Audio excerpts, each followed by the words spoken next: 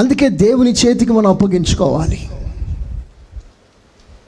నా దేవుడు న్యాయవంతుడు. ఇంతకుముందు ప్రార్థనలో ఒక మాట ఉపయోగించాను. మాకు కలిగిన శ్రమంతయు మేము చూడగా నీవు న్యాయవంతుడవే, మేమే అపనమ్మకస్తులం. మాకొచ్చిన శ్రమ చూడగా మాకు చాలా బాధ కలిగింది, దుఃఖం కలిగింది, వేదన కలిగింది. వీటన్నిటి కారణం ఏంటయ్యానంటే నీవు కాదయ్యా, నీవు కాదు. మనం శ్రమపడి బాధపడుతుంటే చూస్తూ నవ్వే దేవుడు కాదు. నీవు శ్రమ పడుతున్నావా, బాధపడుతున్నావా, దేవుడు నిన్ను తయారు చేస్తున్నాడు ఒక సాధనంగా. స్తోత్రం చెప్పు గట్టిగా, హల్లెలూయా. దేవుని రాజ్యం కొరకు ఏదో ఒకటి చేయాలనే మంట కొంతమందిలో ఉంటుంది. ఆ మంట కలిగిన వారికే ఈ పాఠం.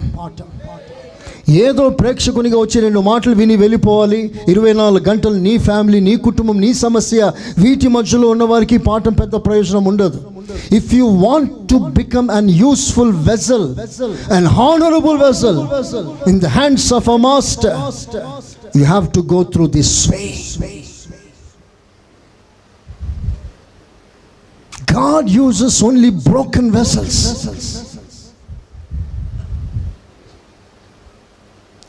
పగిలిన పాత్ర, విరిగిన పాత్రని ఎంత ఘనపరుస్తాడో ఒక చిన్న ఉదాహరణ ఇస్తాను. నా మాట జాగ్రత్తగా అందరూ వినండి, వెరీ ఇంపార్టెంట్. యేసు ప్రభు 12 మంది అపోస్తలులను ఎన్నుకున్నాడు. ఆ 12 మందిలో ఒకని పేరు యూదా. తప్పిపోయాడు. ఇప్పుడు యూదా ప్లేస్లో ఒకరు కావాలి. దేవుని సంఖ్య 12, ఆయన అనుకున్న సంఖ్య. ఆయన అనుకున్న సంఖ్యకి ఒకటి తగ్గింది. సో ఆయన సంఖ్య ఫుల్ఫిల్ కాలేదు. ఆయన సంఖ్య ప్రకారంగా ఇంకొకడు చేర్చబడాలి. 12th man, 12th apostle. ఎవరిని పెడదాం? డిస్కషన్, ఆలోచన.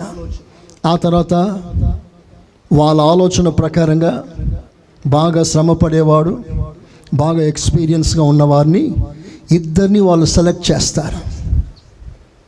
2 సెలెక్ట్ చేసి ఆ 2 దేవుని సన్నిధికి తీసుకొచ్చి ఆ 2లో ఒకరిని కోరుకోమంటారు దేవుణ్ణి.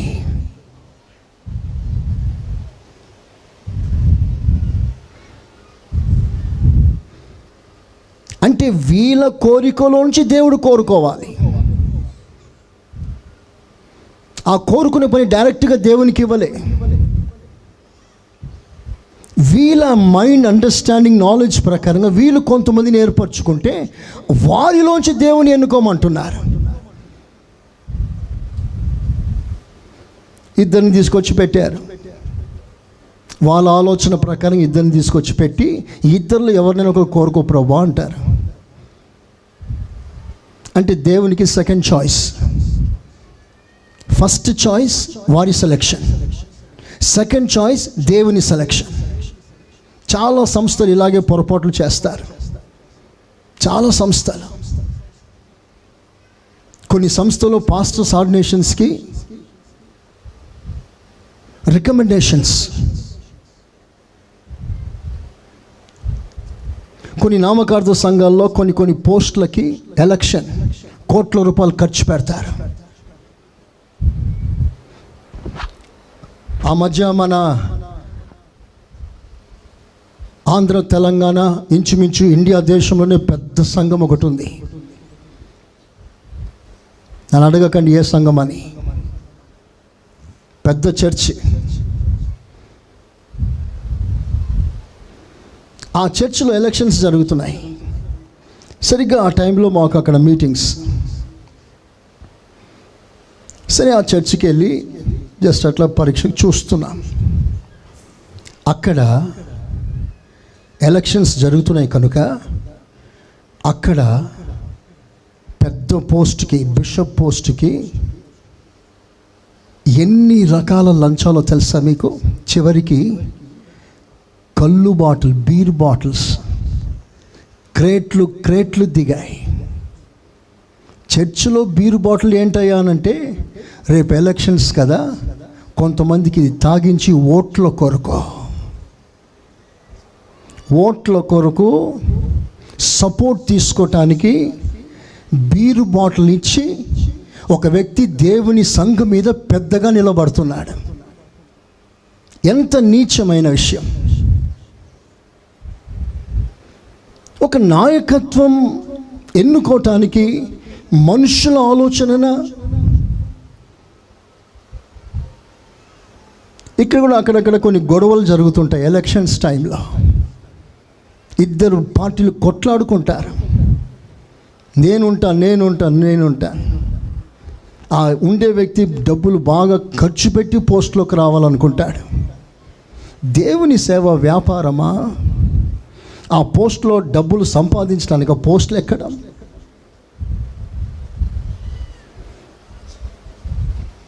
I'm sorry to say this, చాలా బాధాకరమైన విషయం. ఇక్కడ వీళ్ళు తమ ఆలోచన ప్రకారంగా కొంతమందిని ఎన్నుకొని వారిలో దేవుని ఎన్నుకోమంటున్నారు.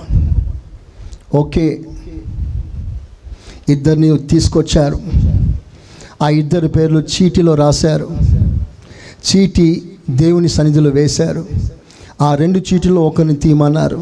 ఒకటి తీస్తే చెప్పండి ఎవరి పేరు వచ్చింది? 12వ అపోస్తులు ఎవరు చెప్పండి? చాలామందికి తెలియదు ఈ విషయం. మత్తీయా. అందరూ ఆ మాటనండి గట్టిగా, ఇంకా మంచిగా. సరే, నేను 3 లెక్క పెడతాను, సంఘం అంతా చెప్పాలి. మత్తీయా 1, 2, 3 అంటే ఆ మాట మీ నోటికి రావాలని. యూదా ప్లేస్ని భర్తీ చేసిన మరో అపోస్తులు 12th అపోస్తులు మత్తియాస్. అతను ఎన్నుకున్నారు. అతని 12వ అపోస్తులుగా ఆర్డినేషన్ చేశారు. ఓకే, తర్వాత ఏం జరిగిందో తెలుసా? అందరు తలలో పైకి అయిపోయి చూడండి. తర్వాత ఏం జరిగిందంటే, ఆ ఒక్క స్థలము తప్ప బైబుల్ ప్రకటన గ్రంథం వరకు మత్తియాస్ అనే పేరు 2వ మారు వినబడదు. అపోస్తులు కదయ్యా, నీ సేవ కనీసం 1-2 విషయాలు రాయబడలేదు బైబిల్లో. మత్తియాస్ పేరు బైబిల్లో ఎక్కడ ప్రస్తావించబడలేదు. అతని సేవ ఎక్కడ గుర్తించబడలేదు. అలాగని అతడు సేవ చేయలేదని చెప్పట్లేదు. There is no record.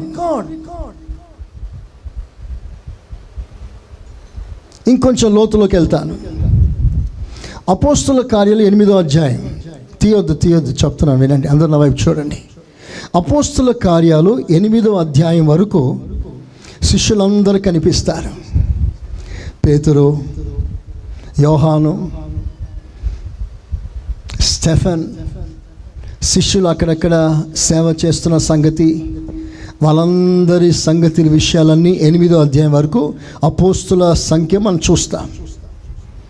8వ అధ్యాయం తర్వాత 9వ అధ్యాయంలో అపోస్తులైన పౌలు ఎంట్రీ ఇస్తాడు. సౌలు పౌలుగా మారుతాడు 9వ అధ్యాయంలో. ఇక 9వ అధ్యాయం నుండి ఇక చివరి వరకు పౌలు గారు మాట తప్ప ఇంకెవ్వరి ప్రస్తావన రాదు.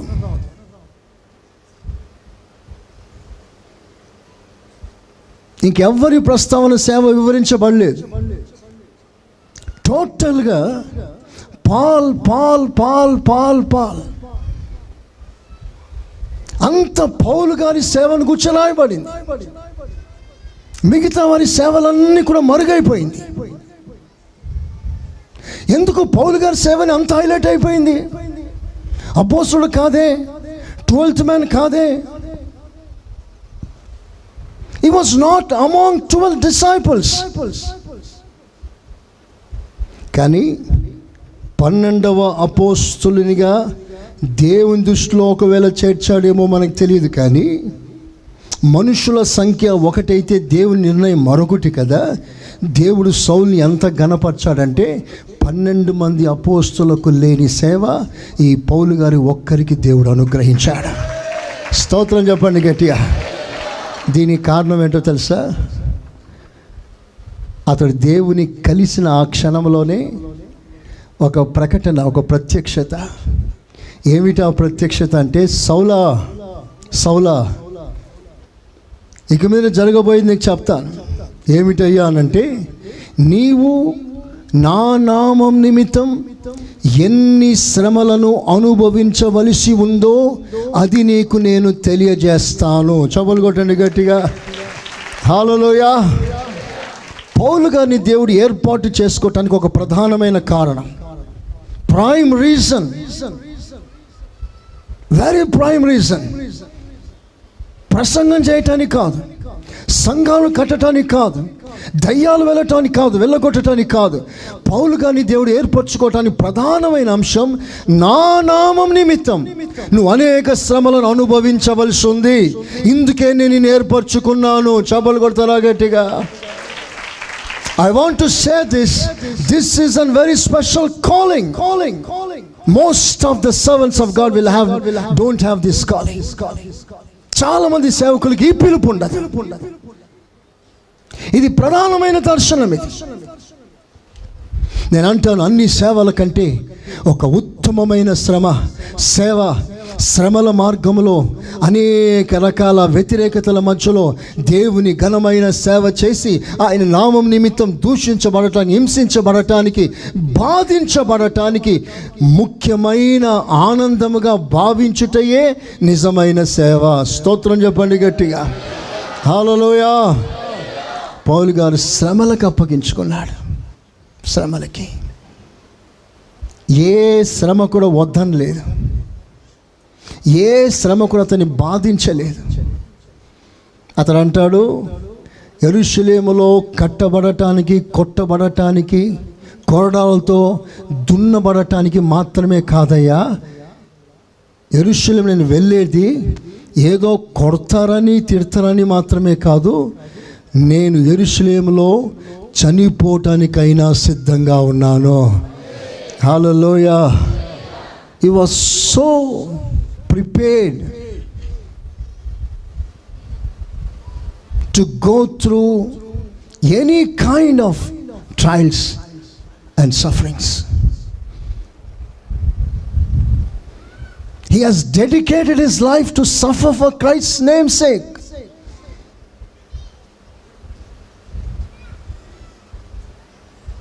సాధారణంగా అందరికి కావాల్సింది యేసు నామములో ఆరోగ్యం, అనుకూలం, ఐశ్వర్యం, ఘనత, హోదా, పదవి, పేరు, ప్రఖ్యాతి, అందరి నోట నా పేరు నానాలి, సంపదన రావాలి, వీటిని గురించి ఆలోచిస్తారు.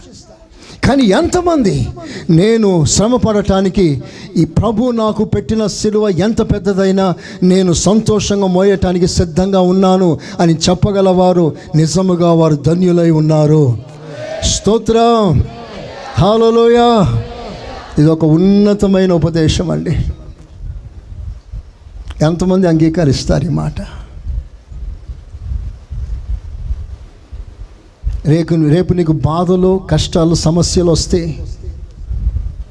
వాటిని ఏమాత్రం లెక్క చేయక, వీటికి మించింది నా ప్రభు ప్రేమ, ఆ ప్రభు ప్రేమ కొరకు ఈ లోకంలో దేనినైనా సహిస్తాను, ఎంతైనా భరిస్తాను, ఇవేవి నాకు లెక్కే లేదు అని శ్రమలను నిర్లక్ష్యం చేసే ఆత్మీయత, ఆ స్థాయి ఎవరైతే ఎదుగుతారో వారు నిజముగా దేవుని రాజ్యంలో ఉన్నత స్థానం చేరుకుంటారు. Praise the lord.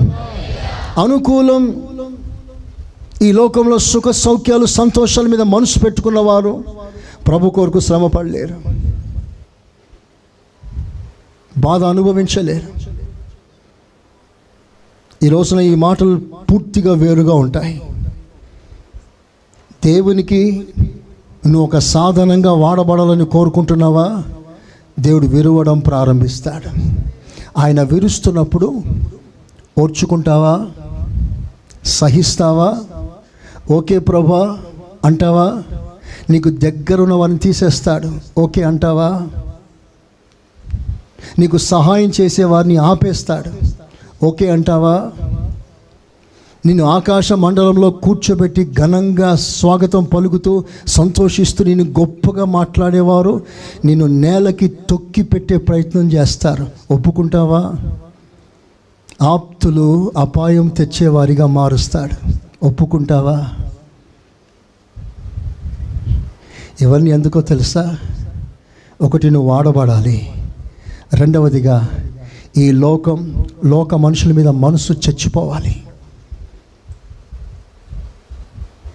వారి సహాయాలు, వారి ఆదరణలు, వారి ద్వారా వచ్చే అనుకూలాలు నువ్వేమీ ఆశించకూడదు. నేను చెప్పే ఈ మాట చాలా ఖరీదైన మాట, చాలా తక్కువ మందికి అర్థమవుతుంది. దేవుడు మనతో మాట్లాడును గాక. చెప్పండి గట్టిగా, ఆమేన్, ఆమేన్, ఆమేన్.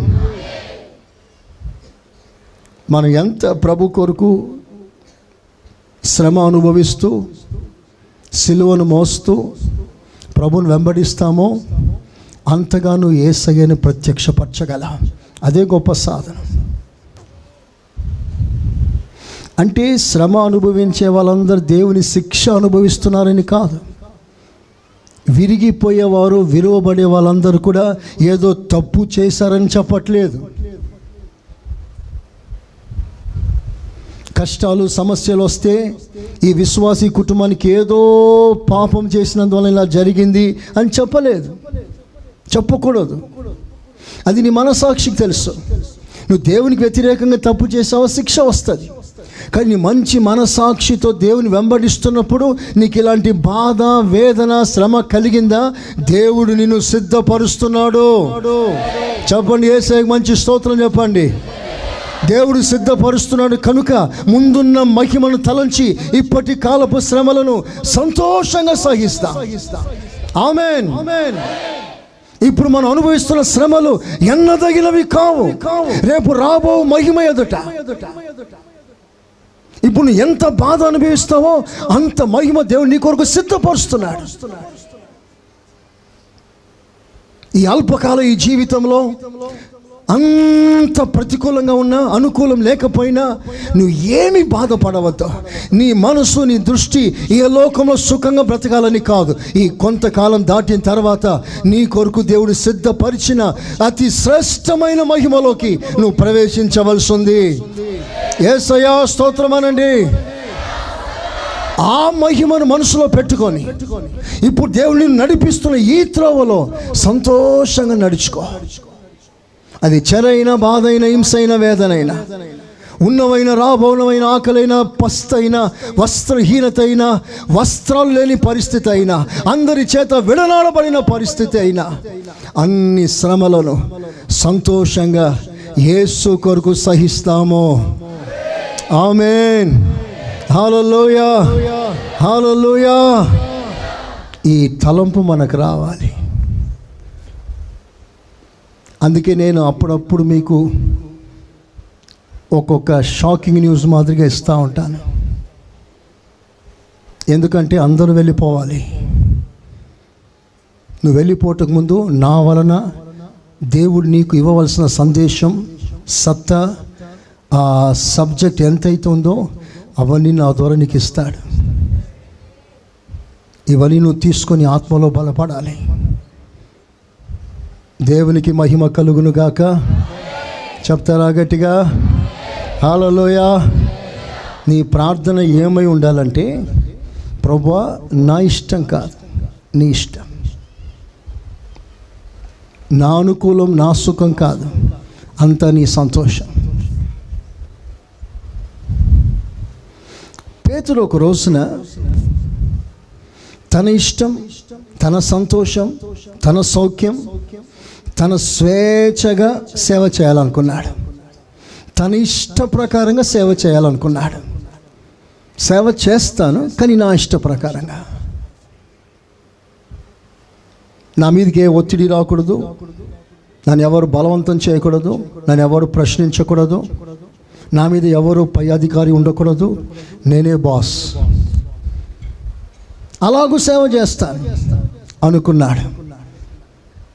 ఆ సమయంలో ప్రభు మాట్లాడతాడు, పేతురు, ఓ పేతురు, నువ్వు యవనుడవై ఉన్నప్పుడు నీకు ఇష్టం వచ్చినట్లుగా నడిచావు, నీకు ఇష్టం వచ్చినట్లుగా మాట్లాడావు, నీకు ఇష్టం వచ్చినట్లుగా తిరిగావు, అంత నీ ఇష్టమే. ఇది దేవునికి ఇష్టమా, దేవునికి కష్టమా? ఒక్క మాట నువ్వు ఆలోచన చేయకుండానే నీ ఇష్టం నెరవేర్చుకుంటూ వెళ్ళిపోయా. కానీ ఇప్పుడు నా సేవ చేయాలి కనుక నీ ఇష్టం కాదు, ఇప్పుడు నా ఇష్టమే నీలో జరగాలి. హల్లెలూయా. వేరొకడు వస్తాడు, పరిశుద్ధాత్ముడు నీ నడుమును కడతాడు. అప్పుడు నీకు ఇష్టమైన పద్ధతి ప్రకారంగా కాదు, నీకు కష్టంగానే ఉంటుంది. నీకు ఇష్టము కాని చోటికి తీసుకెళ్తాడు, నీకు ఇష్టము కాని చోటికి. అలా వారి మధ్యలో ఉండడం నీకు ఇష్టం లేదు, వారితో ఒక మాట అనిపించుకోవడం నీకు ఇష్టం లేదు, ఎవరైనా ఒక్క మాట అంటే సహించే ఇష్టం లేదు, వెంటనే తగ్గించుకొని క్షమాపణ అడిగే ఇష్టం నీకు లేదు, ఎవరైనా ఒక మాట అంటే తల వంచుకునే ఇష్టం నీకు లేదు. తిరగబడాలి, నువ్వు నన్నే అనేది, నేనేం తక్కువనా, నువ్వు నన్ను అనటానికి నువ్వెవరు అసలు అని తిరగబడాలి. ఇవన్నీ నా ఇష్టం. కానీ ప్రభు అంటాడు, నీ ఇష్టం పక్కన పెట్టు, నీ నడుమును కడుతున్నాను, ఇప్పుడు మీదట నువ్వు నా ఇష్ట ప్రకారంగా చేయాలి. చప్పలు కొట్టండి గట్టిగా. హల్లెలూయా. ఇదండి ఆత్మ నడిపింపు. నిజంగా దేవుని ఆత్మ నడిపిస్తున్నాడంటే గర్వంగా, అహంకారంగా ఎదిరించే స్థాయిని నేను తీసుకెళ్ళాడు. నిన్ను తగ్గిస్తాడు, నిన్ను వంచుతాడు, నిన్ను మౌనంగా పెడతాడు, తిరుగుబాటు నుంచి తీసేస్తాడు. ఇవన్నీ ఆత్మ నడిపింపు. అలా నువ్వు వినయం, మౌనం, సహనం, ఓర్పు, మంచి మనసుతో క్షమించే గుణాలు, నీ పొరుగువాన్ని నిన్ను వలె ప్రేమించడం, ఇవన్నీ నీలోంచి అవుట్పుట్గా వస్తే, నీలో ప్రత్యక్షమవుతే దేవుడే నిన్ను నడిపిస్తున్నాడు. Praise the Lord. హల్లెలూయా. ఇదండి శ్రేష్ఠ జీవితం. కనుక మీరందరూ ఆ స్థాయికి రావాలి, మీరందరూ ఆ స్థితికి ఎదగాలి. దీని కొరకు మీరు ప్రయాసపడండి. ఒక సంఘ కాపరిగా 25 సంవత్సరాల నా ఈ ప్రయత్నం, ప్రయాసం, ప్రసవం మీ జీవితంలో వ్యర్థమైపోకూడదు. మాకెంత ఇబ్బందిగా, బాధగా ఉన్నా దేవుని మాట మీ యొద్దకు తెచ్చే ప్రయత్నంలో ఆరోగ్యాన్ని లెక్క చేయకుండా మీ ముందు నిలబడి దేవుని సందేశం మీకు ఇస్తున్నామే. మాకున్న ఒకే ఒక ఉద్దేశం, మీరందరూ కూడా దేవుడు మీతో మాట్లాడినట్లుగానే ఆ అనుభవాలన్నీ మీ జీవితంలో అనుభవాలుగా మారిపోయి యేసయ్య నామమునకు మహిమ తెచ్చేవారిగా మీరందరూ ఎదగాలి. అందరూ ఆమేన్ అన్నారా? ఆమేన్, ఆమేన్, ఆమేన్, ఆమేన్, ఆమేన్, ఆమేన్, ఆమేన్.